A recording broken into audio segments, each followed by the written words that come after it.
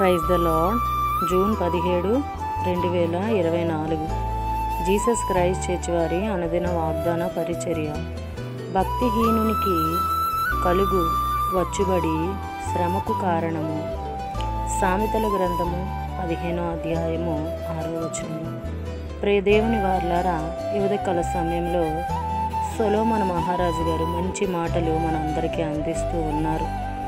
ఏమిటి అంటే, భక్తిహీనులట వారికి కలిగిన వచ్చుబడి అది శ్రమకు కారణము.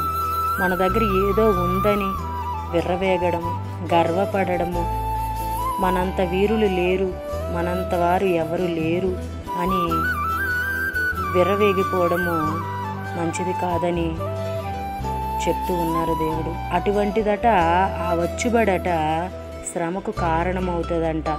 మనకి శ్రమలు రావడానికి కారణము మనమే అనేసి దేవుడు సూటిగా సొలొమోను గారి ద్వారా మాట్లాడుతూ ఉన్నాడు.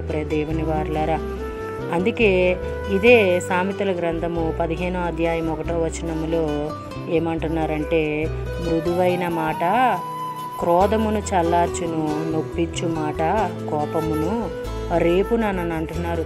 మనం ఎంతగా తగ్గించుకొని మాట్లాడే మాట ఆలోచించుకొని ఆచితూచి మాట్లాడినట్లయితే ఆ మాట ఎటువంటి వారికైనా, పెద్ద పెద్ద శూరులకైనా వీరులకైనా అది చల్లారుస్తుంది. ఆ మాట లేదు, మీరు మాట్లాడారు కదా, మీ మాట ఎంతుంటే నా మాట అంతుంది అని మనం మాట్లాడినట్లయితే వారి కోపాన్ని రేపి ఇంకా అది పెద్దది చేస్తుందని దేవుడు సెలవిస్తూ ఉన్నారు.